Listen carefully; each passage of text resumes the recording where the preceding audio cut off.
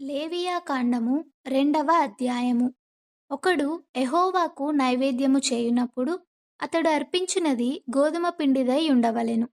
అతడు దాని మీద నూనె పోసి సాంబ్రాణి వేసి యాజకులగు అహరోను కుమారుల యొద్దకు దానిని తేవలెను.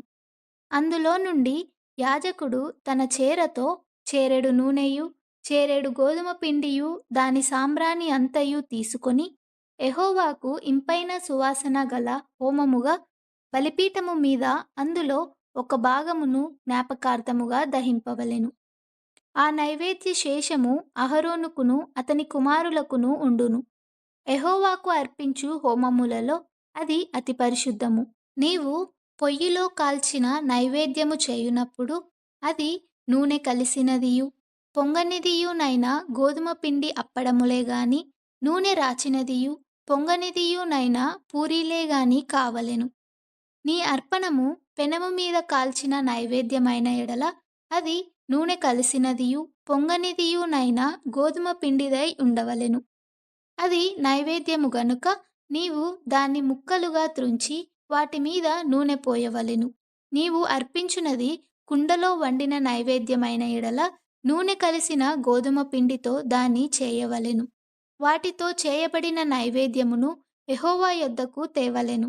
యాజకుని యొద్దకు దానిని తెచ్చిన తరువాత అతడు బలిపీఠము దగ్గరకు దానిని తేవలెను.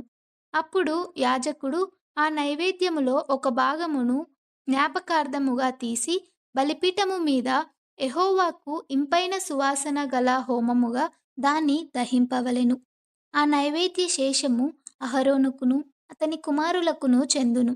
యెహోవాకు అర్పించు హోమములలో అది అతి పరిశుద్ధము. మీరు యెహోవాకు చేయు నైవేద్యమేదియు పులిసి పొంగిన దానితో చేయకూడదు. ఏలయనగా పులిసినదైనను తేనె అయినను యెహోవాకు హోమముగా దహింపవలదు. ప్రథమ ఫలముగా యెహోవాకు వాటిని అర్పించవచ్చును గాని బలిపీఠము మీద ఇంపైన సువాసనగా వాటిని అర్పింపవలదు. నీవు అర్పించు ప్రతి నైవేద్యమునకు ఉప్పు చేర్చవలెను. నీ దేవుని నిబంధన యొక్క ఉప్పు నీ నైవేద్యము మీద ఉండవలెను. నీ అర్పణములన్నిటితోనూ ఉప్పు అర్పింపవలెను.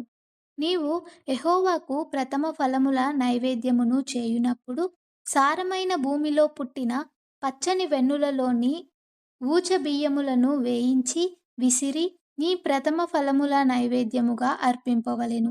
అది నైవేద్య రూపమైనది. నీవు దాని మీద నూనె పోసి దానిపైని సాంబ్రాణి వేయవలెను. అందులో జ్ఞాపకార్థమైన భాగమును అనగా విసిరిన ధాన్యములలో కొంతయు నూనెలో కొంతయు దాని సాంబ్రాణి అంతయు యాజకుడు దహింపవలెను. అది యెహోవాకు హోమము.